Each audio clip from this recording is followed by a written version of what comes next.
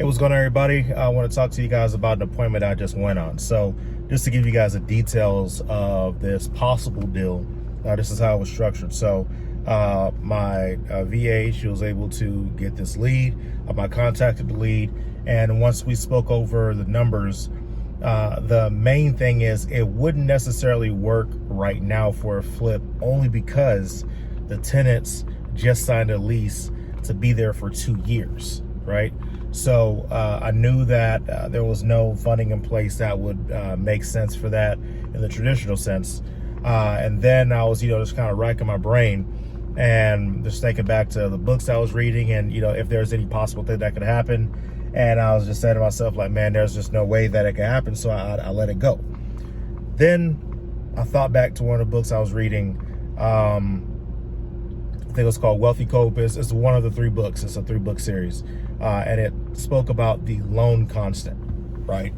And so a loan constant is the amount that, the cost of a loan. So how much does it actually cost you a year to have a loan versus how much money does this particular investment bring in, right? So instead of just saying, oh, well, this house is going to bring me 12% return a year, and the loan is at 6%, so I'm going to be making a 6% spread. It's like, that's not the case, right? Because you have to look at how long is the term. Is it a 10 year, is it 30 year, 15 year, whatever, and that would all change the loan constant, the cost of that loan. So what I ended up doing is speaking to the seller. I called him back because I thought back, like, I think loan constant, what would work? So I was working out the numbers, and once I put everything together, I'm like, I got it. So I called him back. I'm like, okay, so we could actually give you $5,000 more than what you asked for, but we'd have to do owner financing. He told me that he had a mortgage left on the property. So then I asked about, okay, well, it'd have to be a subject to.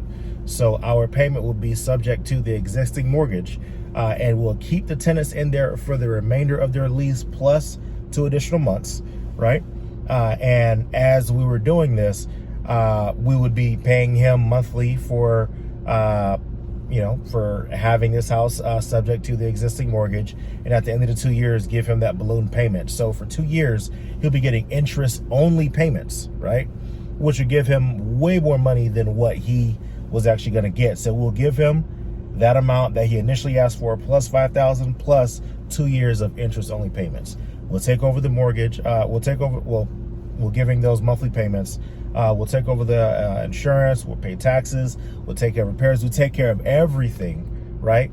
But the only thing is they're there for 2 years. So spoke to him. He says it barely covers his mortgage obligation by like $100 and something. So it works out for him. We'll barely be cash flowing for the first couple of years, but once we're done, we'll renovate the property, and we'd have the option of either holding it as a Section 8 rental, which in this area cash flows crazily, and it will cash flow even more later on because we're locking in a price now. And with the repairs that's needed, we'll do less repairs if we're going to keep it as a rental. But if we do decide to do the additional repairs to flip it, then we'll do it then based off of the market's average appreciation over the years.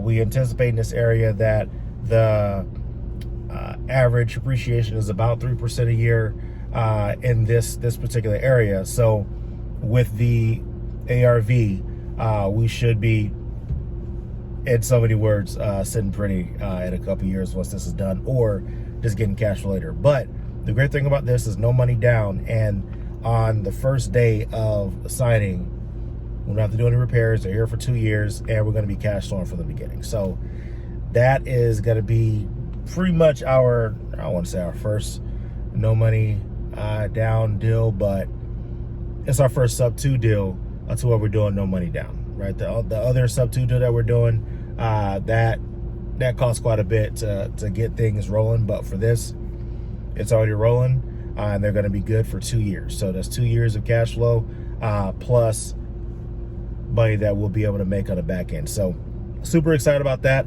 I'll see if he accepts the offer, but if not, just know that you're not limited to the offer of just wholesaling, just flipping it right away, or whatever it is. Think about how can you make the deal work, right? And I know there's some people that say you got to find deals, don't try to create deals. sometimes you got to create deals out here, right?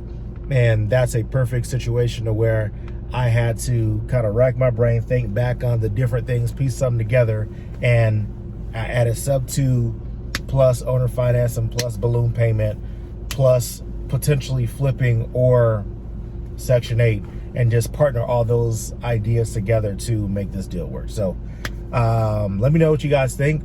Put that in the whatever your thoughts are in the comment section, and don't forget to subscribe. Thank y'all so much for watching, and I'll keep you guys posted on the other properties we're working on as well. Y'all stay blessed.